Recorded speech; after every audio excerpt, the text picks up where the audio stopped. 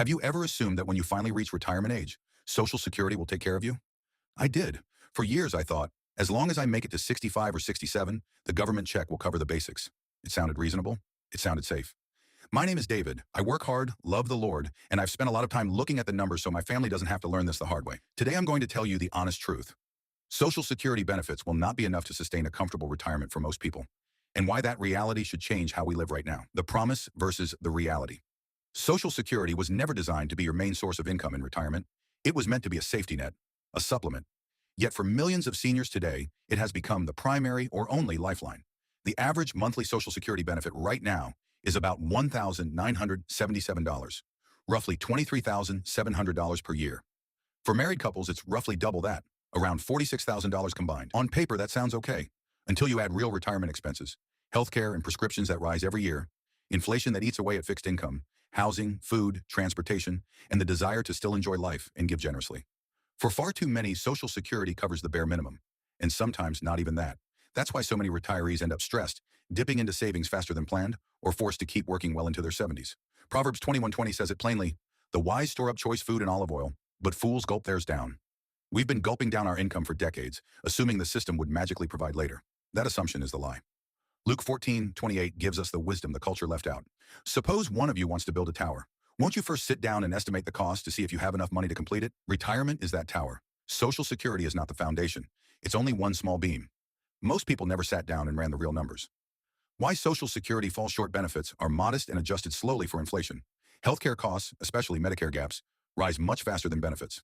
Longer lifespans mean your money has to last 25 to 30 plus years instead of 10 to 15. For many, it replaces only 30 to 40% of pre-retirement income. Nowhere near enough for the lifestyle most people expect. Proverbs 22:7 warns, "The rich rule over the poor, and the borrower is slave to the lender."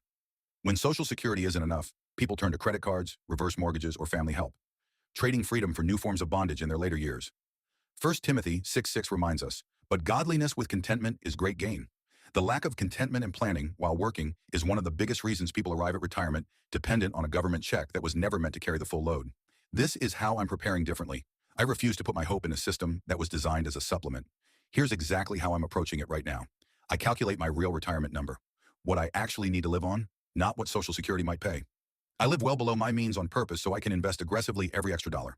I max out tax-advantaged accounts, 401k, Roth, IRA, HSA, and let compounding work for decades. I build real margin and eliminate foolish debt so I'm never forced to rely on one income source. I pray regularly for contentment and wisdom so lifestyle creep doesn't steal my future margin. Philippians 4:11-13 teaches us to learn contentment in any situation, knowing we can do all things through Christ who strengthens us. I want my retirement to be a season of fruitfulness and generosity, not survival and stress. Final encouragement. Social Security is a blessing and a safety net, but it was never meant to be your primary plan. God calls us to be wise, diligent, and faithful stewards, not passive hopers. Start building your real number today. Live below your means. Invest consistently. Pray for wisdom. Trust God's provision instead of putting all your hope in a government check. The decisions you make in your working years will determine whether your later years are marked by peace and freedom or anxiety and dependence. If this video opened your eyes to why Social Security alone won't be enough and what you can do about it, hit like, subscribe, and turn on notifications. Drop a comment below. What is one step you're taking right now to make sure Social Security is only a supplement, not your whole plan? May the Lord give you wisdom, diligence, contentment, and clear vision as you steward what He has entrusted to you. Shalom.